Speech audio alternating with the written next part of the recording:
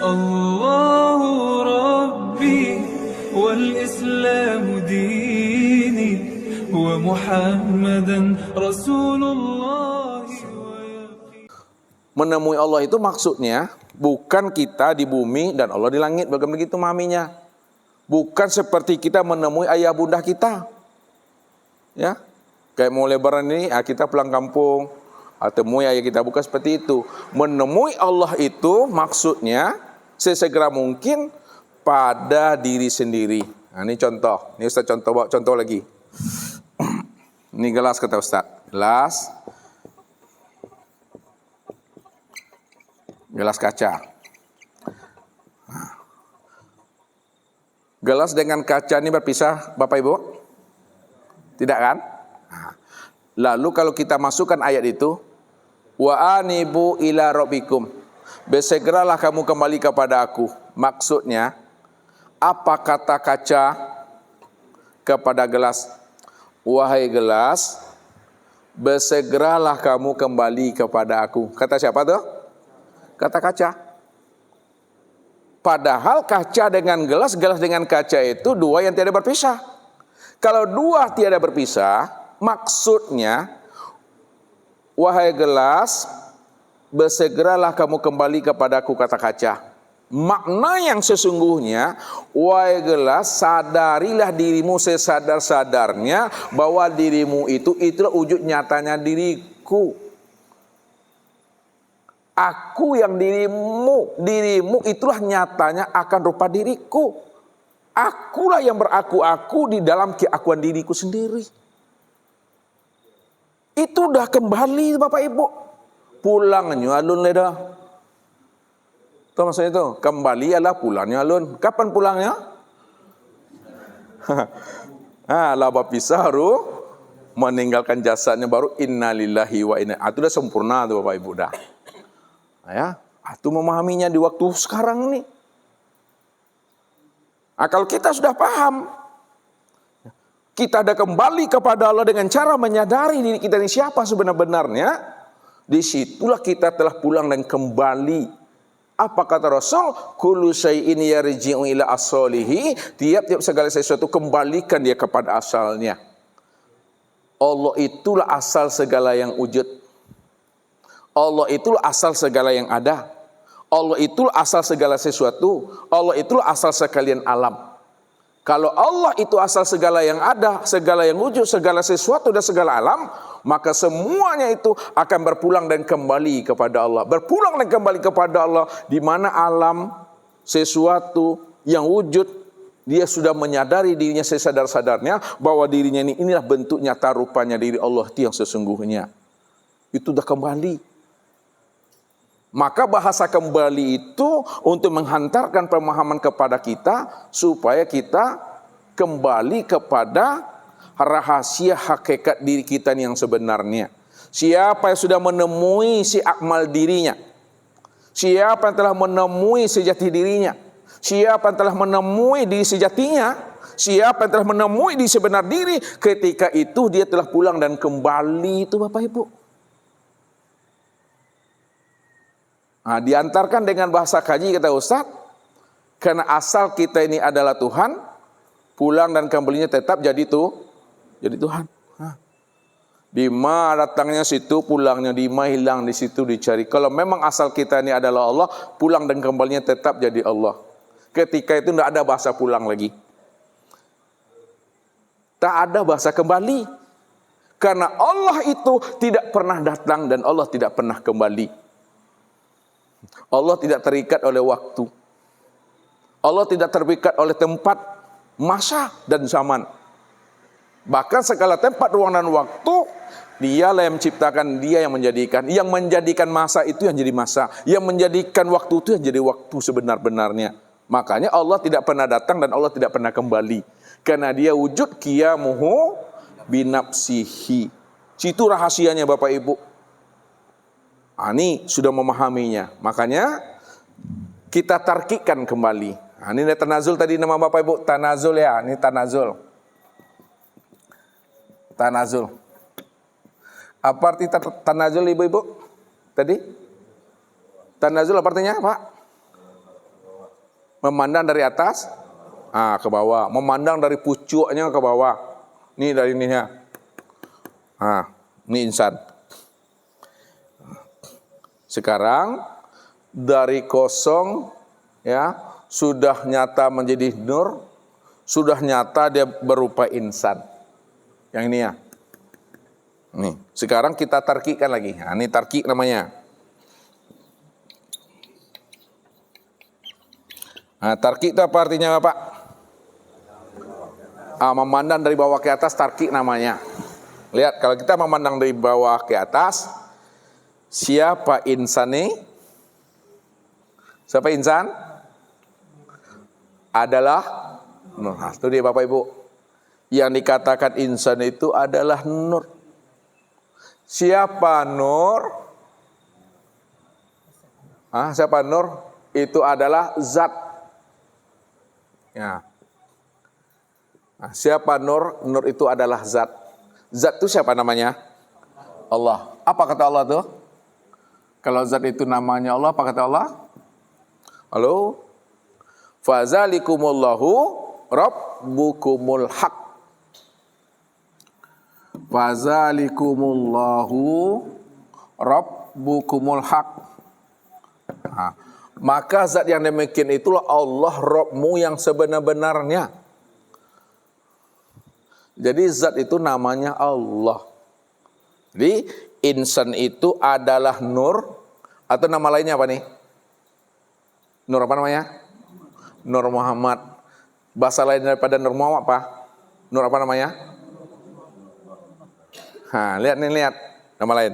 Insan itu adalah Nur Muhammad. Nama lain daripada Nur Muhammad ini disebut namanya Muhammad Mustafa. Ya, Muhammad Mustafa. Atau bahasa lainnya Nur ini disebut namanya Ruhul Kudus. Ya, Ruhul Kudus. Atau bahasa lainnya disebut namanya Sayyidul Anbiya. Ya.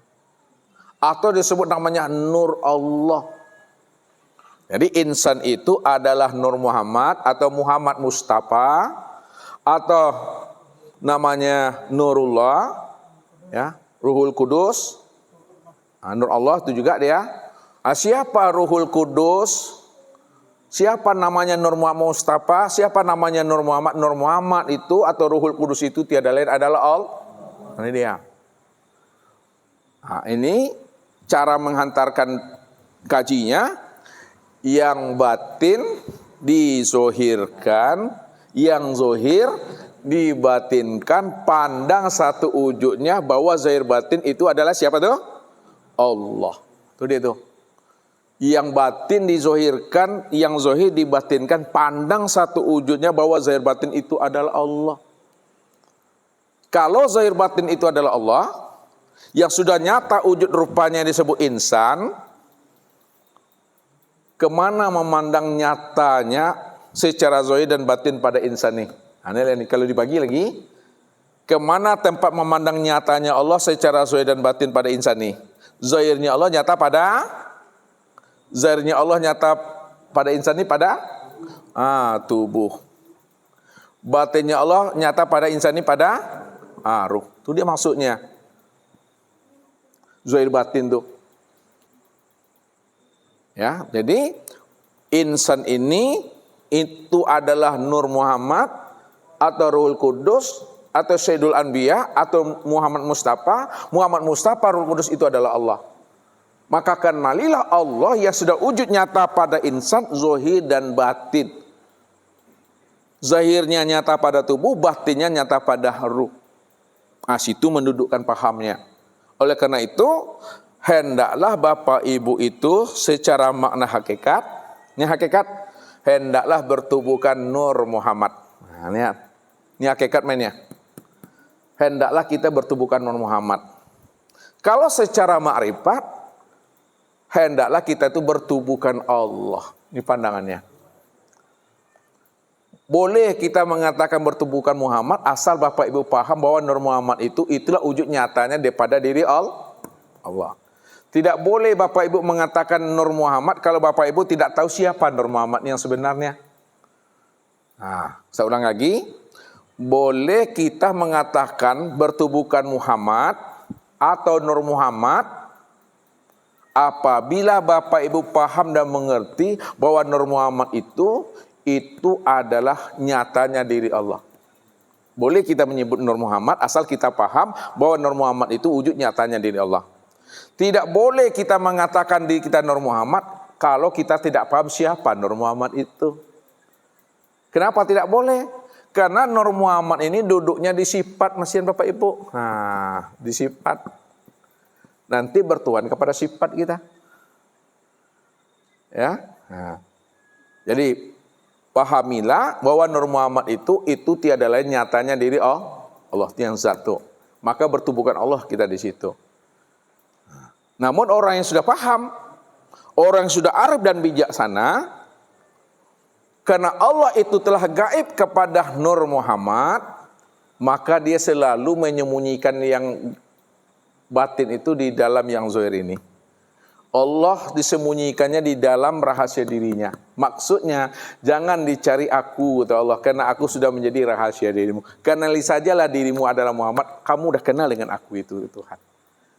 Itu maksudnya, siapa yang telah berjumpa dengan Nur Muhammad, sudah berjumpa dengan yang punya Nur. Siapa yang telah bertatap wajah dengan Nur Muhammad, sudah sama dia bertatap wajah dengan yang punya Nur. Itu adalah Allah. Di situlah Allah katakan Nur Muhammad itu adalah bayang-bayang aku, dan akulah wujud bayang-bayang itu. Nur Muhammad itu adalah cermin aku, dan akulah yang bercermin itu.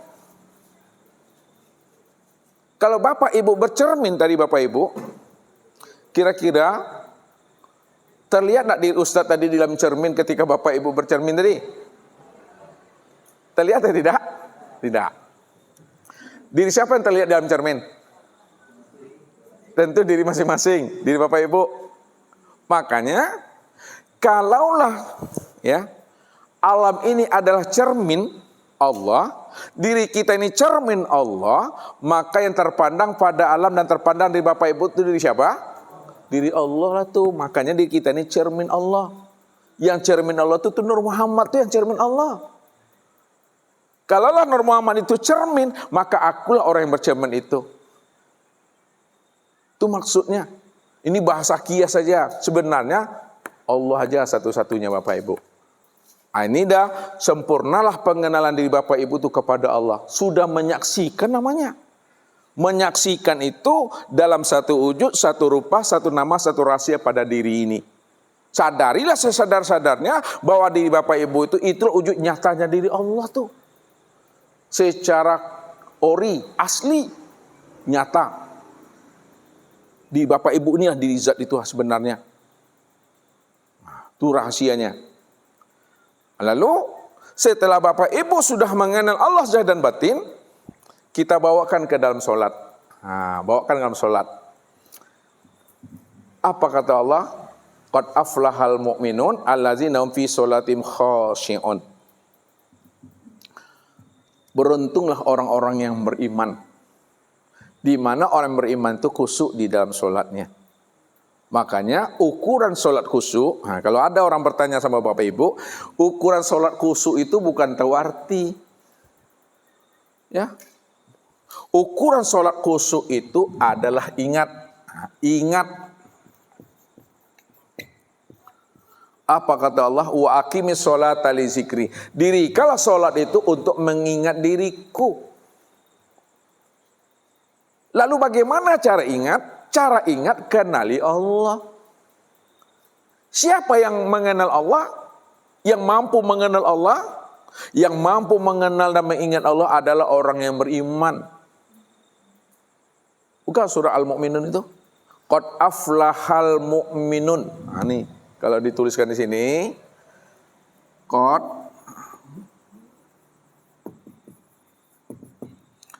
allazi nahum fi sholatihim khashi'un. Qad aflahal mu'minun. Beruntunglah orang-orang yang beriman. Allazina hum fi sholatihim khashi'un. Orang yang beriman itu mereka sholatnya adalah khusyuk. Jadi orang yang bisa sholat khusyuk Yang khusyuk itu adalah ingat nih. Yang bisa ingat itu adalah orang yang beriman. Kalau yang ingat itu adalah orang yang beriman, maka orang yang beriman itu kata Nabi adalah orang yang telah sempurna menyaksikan Allah nyata pada alam, sempurna pada dirinya. Disitulah dia benar-benar ingat. Ingat bahwa akulah dirimu, Pak. Ingat, aku yang berdiri, aku yang ruku, aku yang sujud, aku yang duduk. Ya. Aku yang takbir tuh. Itu maksudnya. Makanya di dalam sholat ini ada makomnya. Nah, lihat makom sholat. Makom sholat itu yang sudah tahu berapa makomnya Pak Jul? Tahu Pak Jul? Makom. Kalau makom Ustaz bilang jangan apa ya? Jangan dilihat kepada kuburan ya. Makom itu tingkat. Nah, lihat makom sholat. Ini duduk di tarekat nih. Ya. Tapi Ustaz naikkan ke hakikat dia. Makom sholat itu yang pertama adalah makom wujudullah. Makom sholat yang pertama itu makom wujudullah. Artinya hanya Allah lah yang wujud semata-mata. Dan wujudnya Allah semata-mata secara sempurna ini dia. Yang disebut insan. Insan itu adalah Muhammad. Muhammad itulah wujud nyatanya Allah. Inilah dia orangnya. Maqam wujudullah. Setelah Bapak Ibu paham maqam wujudullah itu dari ujung rambut sampai ujung kaki. Keha, koha. Takut Bapak bilang keha, koha aneh. Baru turun dia ke makom yang kedua, makom kalamullah. Nih, kalamullah. Kalamullah itu kalam Allah. Kalaulah ini makom wujudullah, memang dia yang wujud. Lalu siapa yang berkalam tuh? Berkalam tuh Allah. Maka kalamullah itu letaknya di mana? Nah, makom kalamullah itu letaknya itu pada niat. Mulai daripada niat, takbir sampai kepada salam, itu yang disebut namanya makom kalamullah itu. Allah yang berkalam-kalam tuh. Mulai daripada usolli, ya, sampai takbir sampai kepada salam, aku sholat. Allah tuh yang mengatakan tuh, kif ya Muhammad, ana rabbaka usolli. Berhenti engkau yang mengatakan yang sholat Muhammad. Jangan kamu ngaku-ngaku kamu yang berdiri. Akulah Rabbmu yang sholat. Kamu hanyalah penyata diri aku aja. Kamu hanyalah bayang-bayang diri aku. Kamu hanya cermin diriku. Akulah wujudnya tuh. Aku yang sholat itu. Ana rabbaka usolli. Akulah yang sholat itu yang sebenarnya. Makanya disebut makom kalamullah itu mulai daripada niat, takbiratul ihram sampai salam. Makom kalamullah. Nah, yang ketiga disebut namanya makom mi'raj. Mi'raj itu artinya naik. Ya, maksudnya naik itu naiknya pandangan hati, naiknya pandangan jiwa dari memandang diri kepada Allah, dari memandang alam kepada Allah. Itu disebut namanya makom mi'raj. Maksudnya sebelum kita mi'raj, nah ya, sebelum kita mi'raj terpandang diri, terpandang imam, terpandang sejadah, terpandang makmum kiri kanan, terpandang sekalian alam. Sebelum mi'raj nih. Namun ketika mi'raj itu letaknya di takbiratul ihram. Ini mi'raj tuh. Ketika mi'raj hilanglah dalam pandangan hati, hilang dalam pandangan jiwa, diri, imam, makmum, sejadah dan segala sesuatu. Maka ketika itu yang nyata adalah Allah pada diri, pada imam, pada segala sesuatu. Allah saja di situ. Hapus kalian alam nih. Makanya dihantarkan dengan bahasa kaji yang halusnya, lenyapkan sekalian alam dalam pandang hatimu, maka nyatakanlah Allah yang wujud semata-mata pada alam dan sempurna pada dirimu. Baru Allahu Akbar. Jadi kalau ini wujudnya, maka siapa yang mengatakan Allah tuh? Yang mengatakan Allah tuh itu si kalam tadi. Allah. Yang mengatakan Allahu Akbar itu si kalam. Ya si kalam itu siapa? Allah dah. Allahu Akbar. Hilanglah alam, hilanglah diri, yang ada hanya Allah itu. Itu mi'raj tuh. Nah, itu makom mi'raj namanya. Yang keempat namanya makom tawajuh. Makom tawajuh. Makom tawajuh itu ketika Bapak Ibu membaca doa iftitah. Inni wajjahtu wajjahiyya. Aku hadapkan wajahku kepada wajahnya. Wajahku itu siapa maksudnya itu? Aku hadapkan wajahku kepada wajahnya. Aku hadapkan wajahku kepada wajahnya. Wajah Muhammad menghadap kepada wajah Allah. Bagaimana wajah Muhammad bisa menghadap kepada wajah Allah? Bagaimana wajah Muhammad bisa bertatap wajah dengan wajah Allah? Caranya, sesungguhnya wajah Muhammad itu, nih Muhammad nih, sesungguhnya wajah Muhammad yang di Bapak Ibu ini, inilah wujud nyatanya wajah Allah itu. Jadi wajahnya Allah itu nyata pada wajah Muhammad. Wajah Muhammad itu di Bapak Ibu dia. Itu yang katakan ini wajah tu wajahiyah. Aku hadapkan wajahku kepada wajahnya.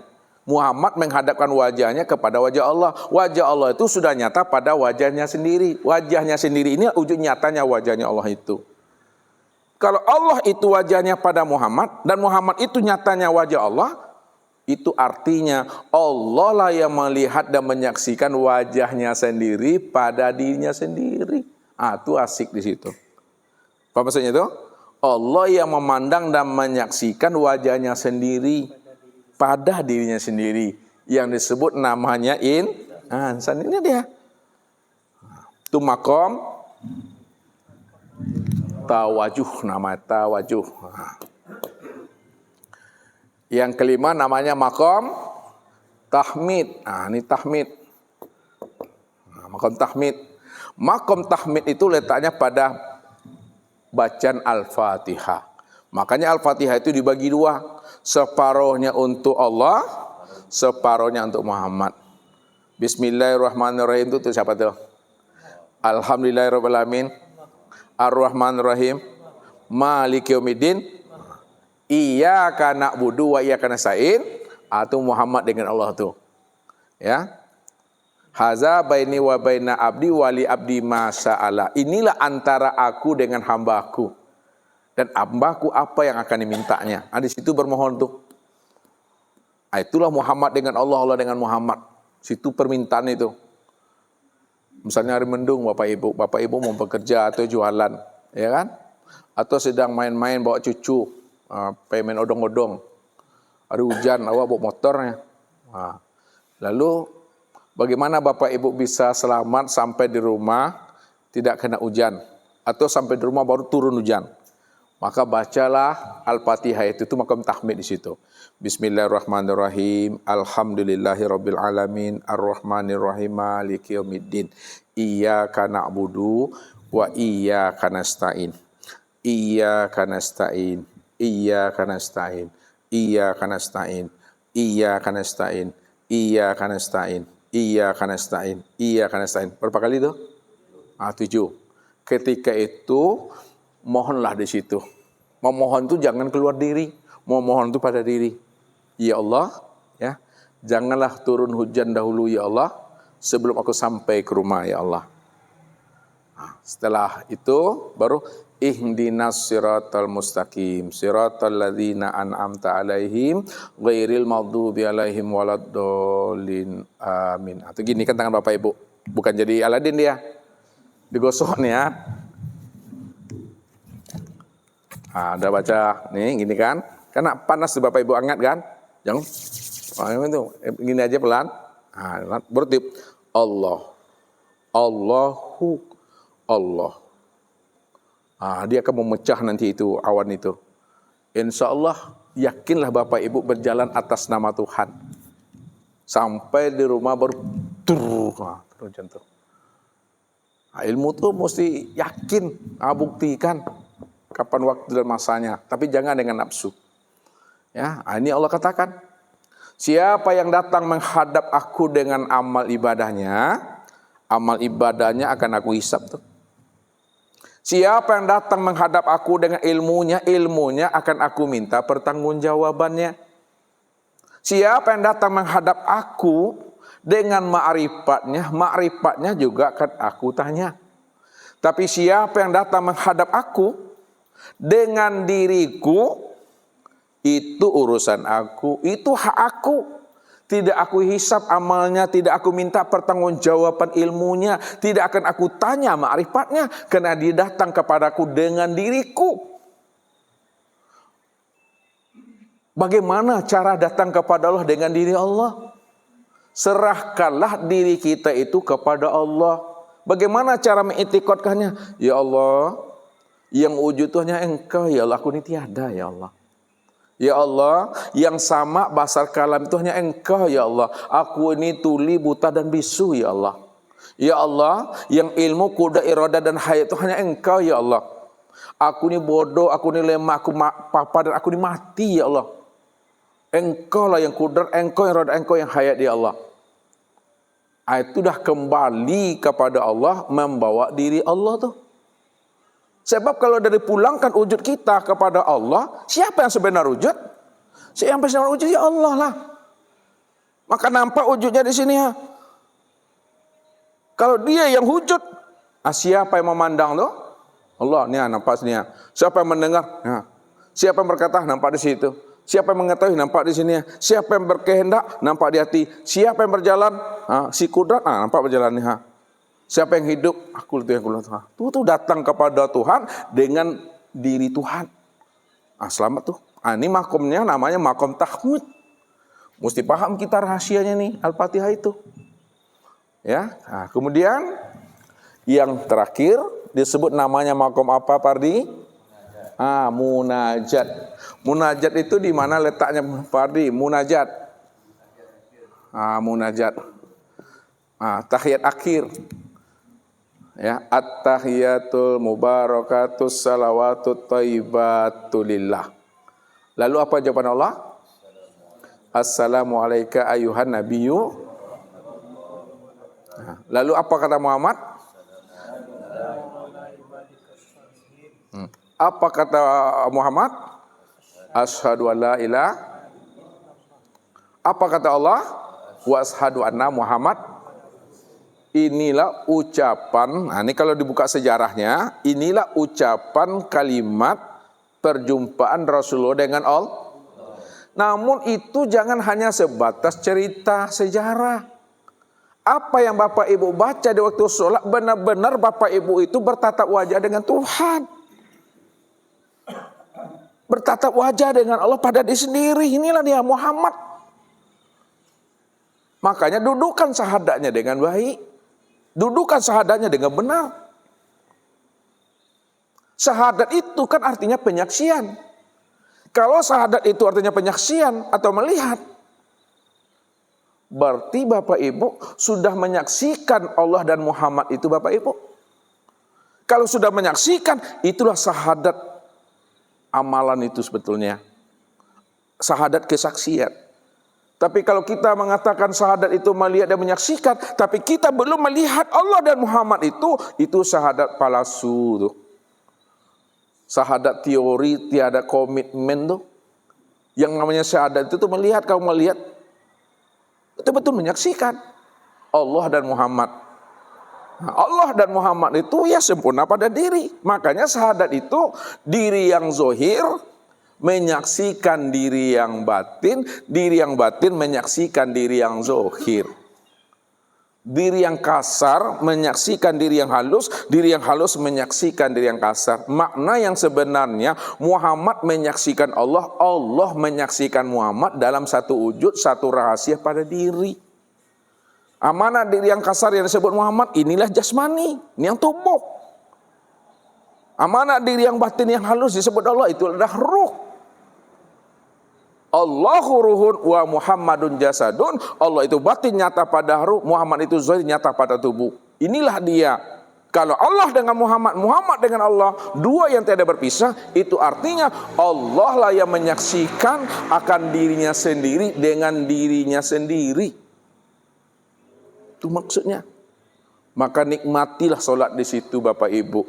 Jangan Bapak Ibu baca at-tahiyatul, terbayang cerita Muhammad di langit, di aras lagi. Itu udah menghayal-hayal lagi tuh. Padahal langit dan bumi itu nyata pada diri. Mana yang dikatakan langit Bapak Ibu? Pada diri? Ruh itu. Kalau langit itu pada diri adalah ruh, sedangkan langit itu ada 7 lapis. Mana 7 lapis langit pada ruh itu? Pardi? Sama, basar, kalam, ilmu, qudrat, iradat, dan hayat. Makanya Nabi Muhammad itu berjumpa Allah di langit yang ke-7. Langit itu maknanya tinggi. Yang tinggi itu Allah. Siapa yang sudah paham si sama adalah Allah, si basar adalah, si hayat adalah Allah, itu udah berjumpa lah Allah tuh di langit tuh. Pada 7 tuh. Tuh. Sekarang mana yang dikatakan bumi pada diri Bapak Ibu? Tubuh. Kalau bumi pada diri Bapak Ibu ada tubuh, padahal bumi itu ada 7 lapis. Mana 7 lapis bumi itu pada diri Bapak Ibu? Bulu, kulit, darah, daging, urat, tulang, otak, sum. Itu dia sempurnanya. Kalau langit dan bumi ada siang dan ada malam, mana yang siang, mana yang malam pada diri Bapak Ibu? Halo? Yang malam itu pada diri Bapak Ibu, itulah diumpamakan kepada tubuh. Yang siang itu pada diri Bapak Ibu, itu yang diumpamakan kepada ruh. Makanya hidupnya tubuh kena ruh. Itu maksudnya. Itu rahasianya tuh, memahaminya. Ini maqam munajat namanya. Maka munajat itu maknanya intip mengintip, pandang memandang, caliak mencaliak, ciguk menciguk. Apa maksud itu intip mengintip, ciguk menciguk, pandang memandang tuh? Allah memandang Muhammad, Muhammad memandang Allah. Allah menyatakan Muhammad, Muhammad menyatakan Allah. Apa kata Muhammad? Asyhadu an la ilaha illallah. Aku bersaksi, aku angkat saksi bahwa tidak ada ilah, tidak ada Tuhan melainkan Allah. Lalu apa kata Allah? Wa asyhadu anna Muhammad. Aku juga bersaksi, angkat saksi bahwa Muhammad itu adalah hamba dan utusan Allah. Sekarang kita naikkan makom syahadatnya. Bahwa Allah dengan Muhammad kan Esa tadi.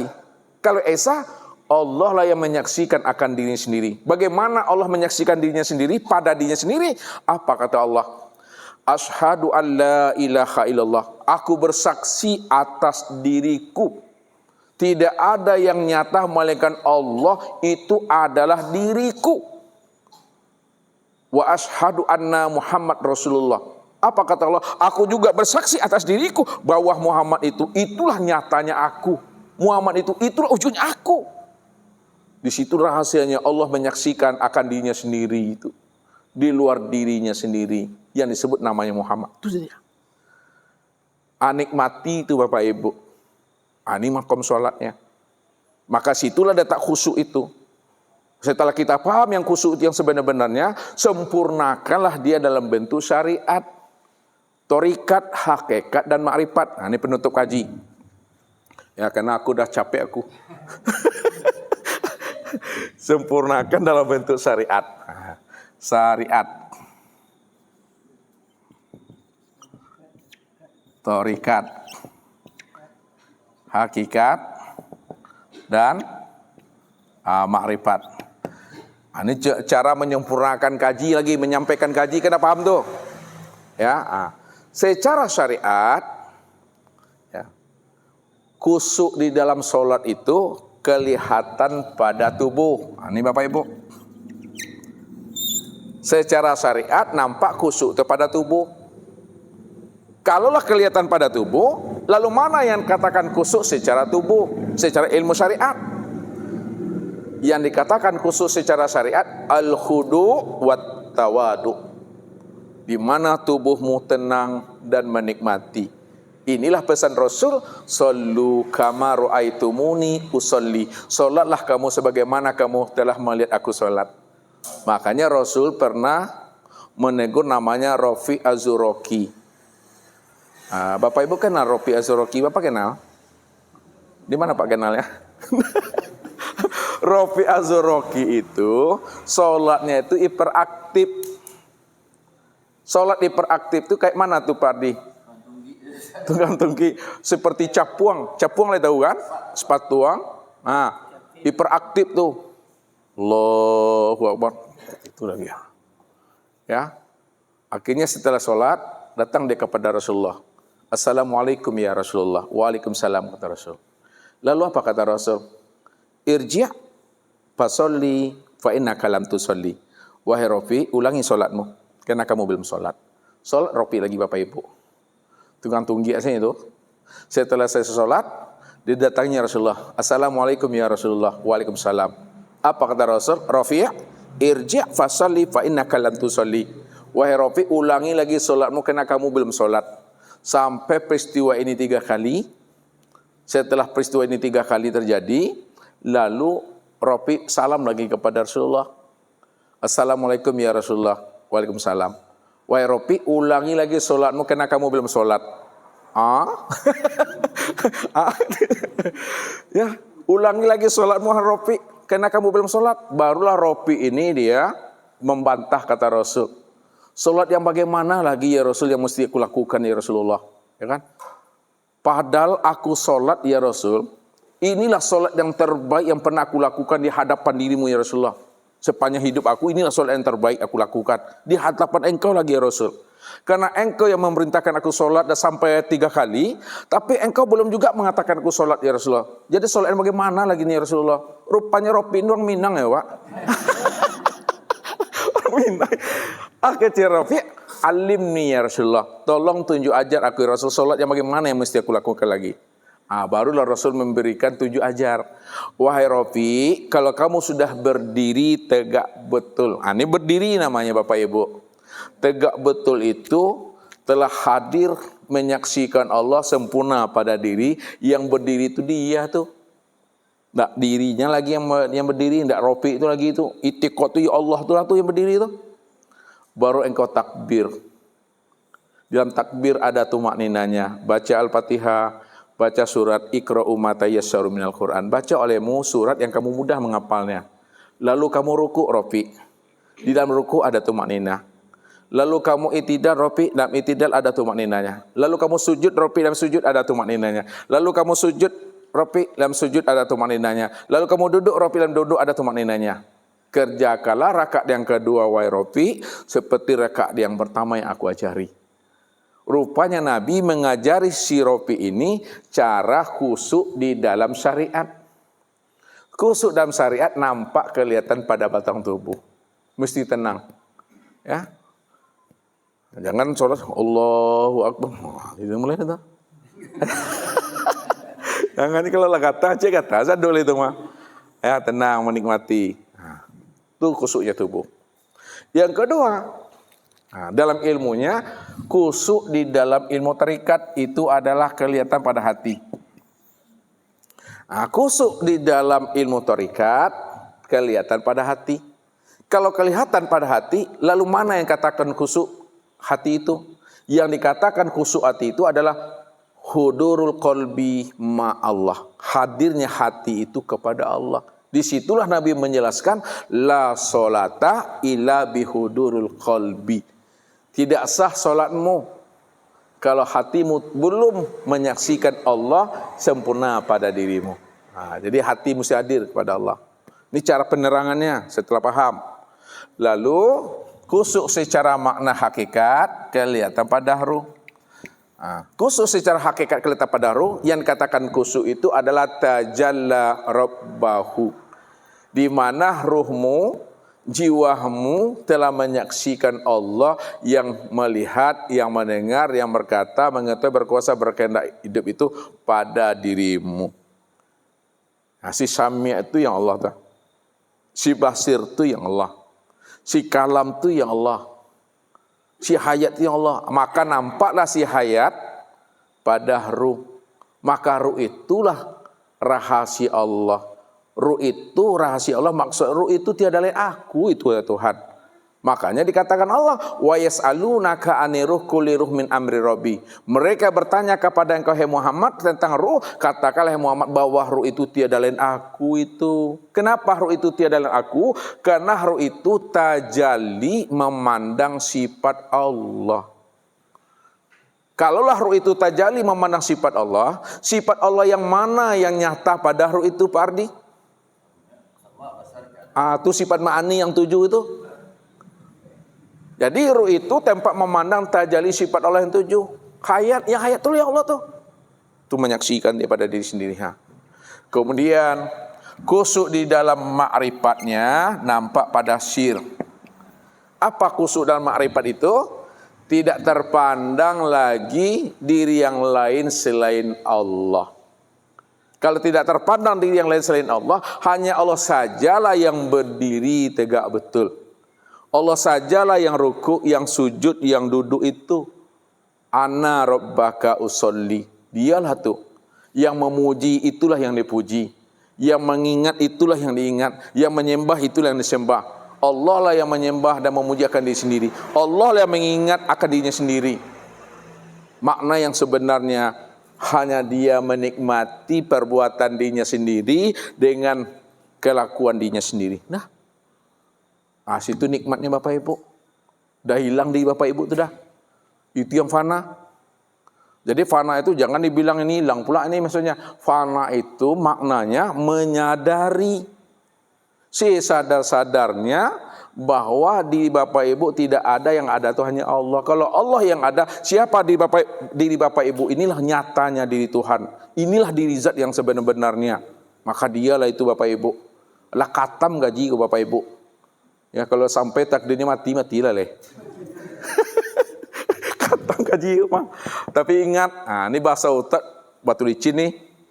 Orang makrifat tak pernah mengatakan dirinya telah khatam. Dan orang yang tidak pernah mengatakan dirinya telah khatam juga belum tentu khatam. Orang yang sudah kenal Allah, tak pernah dia mengatakan dirinya telah kenal Allah. Dan orang yang tidak pernah mengatakan dirinya sudah kenal Allah juga belum tentu kenal Allah. Jadi gimana lagi Ustaz? Nikmati aja lah. Buktikan saja iman dan takwa itu. Disitulah letaknya keputusan ilmu pada iman, keputusan pandang pada Allah. Itu yang keputusan kaji itu. Bukan di pisau letaknya dah. Bukan di parang dah.